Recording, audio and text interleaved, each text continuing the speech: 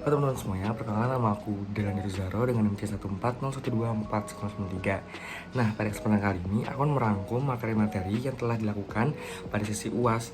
Selamat menyaksikan. Nah, pada kesempatan kali ini aku akan menjelaskan tentang materi yang telah disampaikan pada praktikum kemarin mengenai induksi hormonal dan hipofisa yang saya bikin PPT dalam bentuk seperti ini. Nah, lanjut aja mengenai materi induksi hormonal dan hipofisa. Apa sih hormon dan fungsinya? Hormon adalah zat kimia yang diproduksi oleh kelenjar endokrin sebagai pembawa pesan kimia yang mengatur aktivitas dalam tubuh. Nah, fungsi ini bisa sebagai mengintegrasi serta koordinasi tubuh dan juga mengatur proses fisiologisnya. Nah, dalam hormon ini juga ada yang namanya secreting cell yang berfungsi sebagai secreting ini adalah hormon yang diproses oleh sel. Nah, selanjutnya adalah klasifikasi dari hormon-hormon.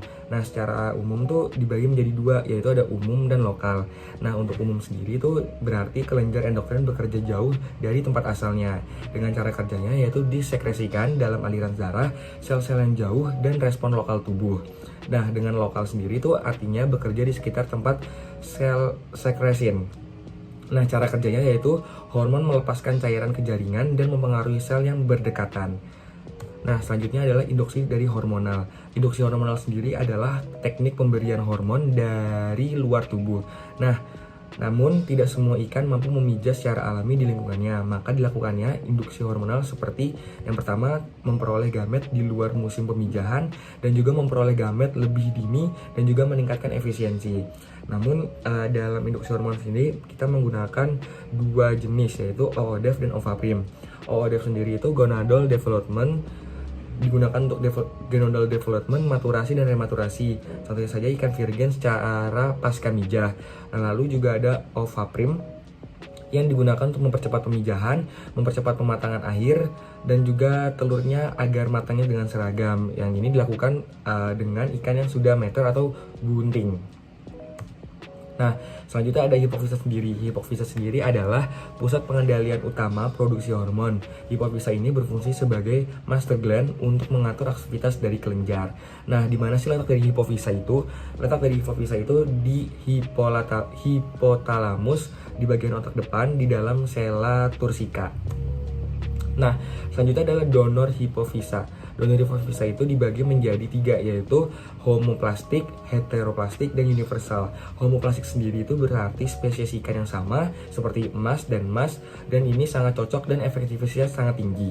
Lalu yang kedua adalah heteroplastik. Ini adalah ikan yang berbeda dengan ikan resipien seperti misalnya salmon dan lele. Yang ini heteroplastik ini mudah didapatkan juga. Lalu yang terakhir ada universal. Universal ini berarti spesies tertentu yang dapat digunakan untuk berbagai jenis ikan seperti emas, salmon, dan lele. Fleksibel. Nah, dari universal ini fleksibel digunakan dan praktis dalam industri skala besar. Lalu selanjutnya ada penyuntikan hipofisa. Nah, penyuntikannya sendiri itu ada berbagai macam. Yang pertama itu ada intramuskular, yang berarti penyuntikan dilakukan ke dalam otot, biasanya dilakukan pada bagian pangkal ekor atau punggung ikan. Yang kedua adalah intraperitoneal, adalah penyuntikan yang dilakukan dengan ke dalam rongga perut, abdomen, di dekat ventral, dekat anus, atau sirip bagian perut. Yang ketiga ada intrasyanical, adalah penyuntikan dilakukan langsung ke bagian kepala, umumnya menuju otak dan kelenjar. Lalu ada intravena, yang berarti dilakukan langsung ke pembuluh darah ikan, seperti di sirip, punggung, ataupun ekor. Seperti ya, dua lanjutannya yaitu adalah oral. Oral adalah penyuntikan hipofisa melalui pakan atau kapsul yang dimasukkan ke dalam mulut ikan tersebut. Lalu yang terakhir adalah teknik dengan penyuntikan yaitu perendaman.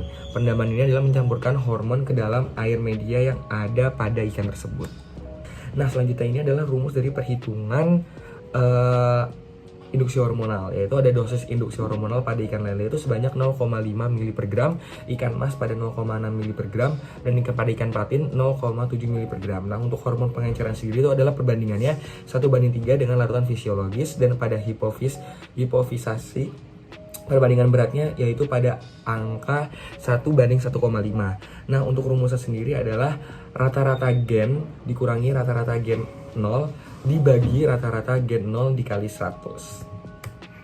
Mungkin itu saja yang dapat saya sampaikan, kurang lebihnya mohon maaf. Wassalamualaikum warahmatullahi wabarakatuh. Pada kesempatan kali ini aku akan menjelaskan tentang praktikum mengenai hipofisasi dan induksi hormonal. Selamat menyaksikan. Jadi, hipofisasi dalam bidang perikanan budidaya merupakan aspek terpenting yang mempengaruhi peningkatan produksi serta keberlanjutan usaha. Teknik ini tidak hanya berkaitan dengan pengendalian hormon, tetapi juga berperan dalam mengoptimalkan pertumbuhan, reproduksi, serta kualitas benih yang dihasilkan. Hipofisasi merupakan metode dalam kegiatan budidaya yang digunakan untuk merangsang pemijahan buatan guna meningkatkan ketersediaan benih menurut Andriani et al. Pada tahun 2021 dan digunakan untuk merangsang proses reproduksi secara terkontrol.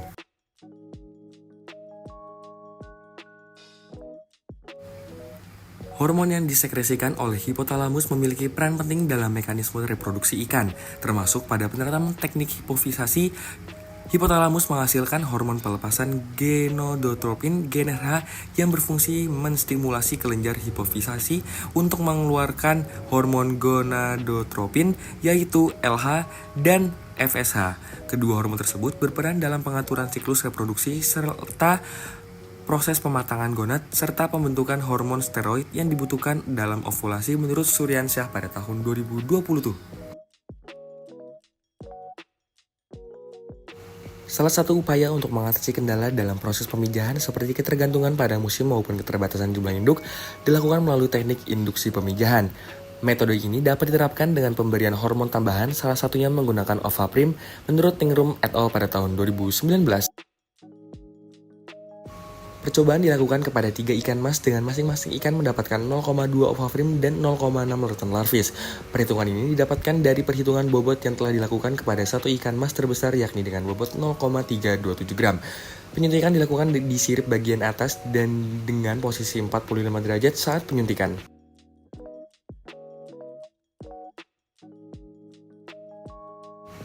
Ketiga ikan dilakukan pembedahan hipofisa dan didapatkan 3 hipofisa. Pemotongan kepala ikan dan mencari hipofisa di bawah bagian otak merupakan cara pencarian dan pembedahannya.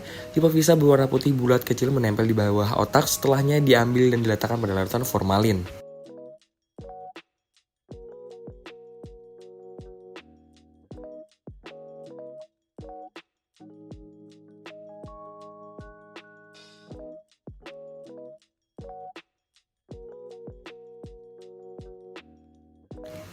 Ikan mas biasanya menggunakan dosis yang baik yaitu 0,4 ml per kilogram, namun pada praktik kali ini menggunakan dosis 0,8 karena bobot pada ikan 0,327 dan larutan Ovaprim yang digunakan yakni 0,2, juga larutan larvis yang digunakan yaitu 0,6 menurut Sinaga et al. Pada tahun 2020.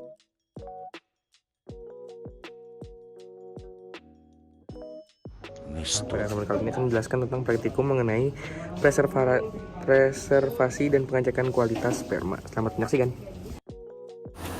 Pada praktikum kali ini kami mengecek kualitas sperma dan cryopreservasi.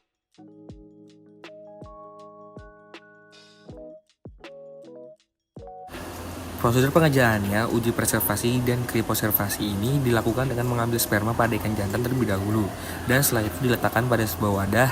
Setelah itu lakukan pengenceran dengan menggunakan extender. Setelah itu diberikan larutan cryoprotekan. Setelah dilakukannya semua itu, lakukan tahap ekuilibrasi yang digunakan untuk menyesuaikan diri cold shock menurun. Setelah itu dilakukan pre-freezing, freezing, dan yang terakhir itu tawning.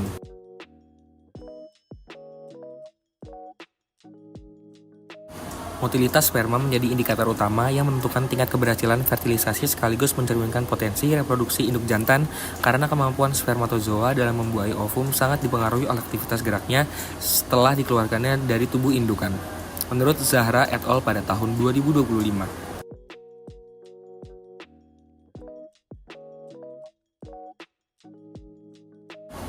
Menurut Mangkunegara et al. Pada tahun 2019, cryopreservasi adalah teknik penyimpanan sperma pada suhu sangat rendah untuk menekan aktivitas metabolisme tanpa merusak organ sel. Nitrogen cair bersuhu sekitar minus 196 derajat Celcius digunakan agar sperma dapat disimpan dalam waktu lama tanpa penurunan kualitas.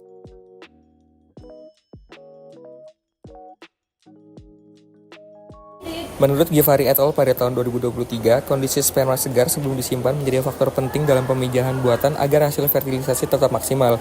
Beberapa jenis ikan seperti ikan lele dan ikan patin memiliki tingkat fertilitas relatif rendah yang diduga berkaitan dengan rendahnya viabilitas spermatozoa.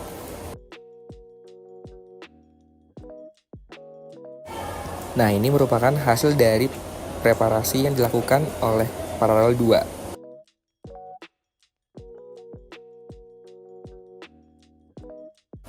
Berdasarkan hasil percobaan yang telah dilakukan, terdapat hasil dari uji sperma sebelum dan sesudah diberikan pewarnaan menggunakan larutan esofil. Terlihat pada gambar yang tidak berwarna merupakan hasil dari sebelum dilakukannya pewarnaan menggunakan larutan eosil, dan pada gambar yang berwarna merah merupakan hasil sudah diberi pewarnaan larutan eosil. Perbesaran yang kami lakukan pada perbesaran 40 dikali 10. Menurut Lismawati et al. Pada tahun 2016, sperma segar memiliki tingkat fertilisasi lebih tinggi dibanding sperma yang telah disimpan. Penurunan kualitas selama penyimpanan umumnya terjadi pada mobilitas dan lama pergerakan spermatozoa. Demikian penjelasan Pratung pada hari ini. Selamat menyaksikan dan terima kasih. Pada kesempatan kali ini aku akan menjelaskan mengenai seks reversal dan pengecekan kelamin metode acetokarmin. Selamat menyaksikan. Seks reversal pada ikan dapat dilakukan dengan metode hormonal maupun tanpa hormon. Pendekatan hormonal biasa dilakukan melalui perendaman dengan memasukkan hormon ke dalam media pemeliharaan agar dapat terserap oleh tubuh ikan. Pemberian hormon juga dapat dilakukan secara oral melalui pakan buatan yang dikonsumsi ikan selama masa perlakuan menurut Ibrahim et al. Pada tahun 2018. Lalu metode non-hormonal dilakukan melalui rekayasa genetik untuk menghasilkan jenis kelamin tertentu sesuai tujuan budidaya. Persilangan induk tertentu dimanfaatkan untuk memperoleh populasi ikan dengan dominasi kelamin yang diinginkan. Kondisi lingkungan seperti suhu, kepadatan tebar, pH air, dan interaksi sosial turut mempengaruhi proses diferensiasi kelamin pada ikan baik secara alami maupun melalui perlakuan buatan menurut Soleh et al. Pada tahun 2023. Menghasilkan benih ikan nila seluruhnya berjenis kelamin jantan dapat diterapkan melalui teknik seks reversal. Umumnya metode ini dilakukan saat ikan nila masih dalam fase larva karena pada tahap ini fenotip kelamin masih bisa diubah dari betina menjadi jantan meskipun secara genetik betina. Salah satu hormon yang umum digunakan dalam proses jantanisasi ini adalah metil testosteron menurut Rinaldi et al. Pada tahun 2022. Nah, hormon testosteron ini sering diaplikasikan melalui metode perendaman larva ikan. Perlakuan ini biasanya diberikan saat larva berusia sekitar 7 hari menurut Nur et al. Pada tahun 2024. Berdasarkan hasil penelitian, diketahui bahwa ikan yang telah diuji memiliki kelamin jantan dan betina. Jantan yang kami gunakan ditandai dengan gambar dari kelompok 5, yaitu berbentuk titik-titik seperti pada televisi tersebut. Namun untuk pada betina memiliki bentuk yang bulat-bulat dan lebar-lebar. Namun pada kelompok kali ini kita tidak menemukan gonad betina, namun hanya pada gonad jantan. Dan hasil praktikum tersebut sesuai dengan literatur yang kami cari. Dan terima kasih. Nah itu dia materi-materi yang telah aku sampaikan pada sesi UAS ini. Terima kasih telah menyaksikan dan sampai jumpa.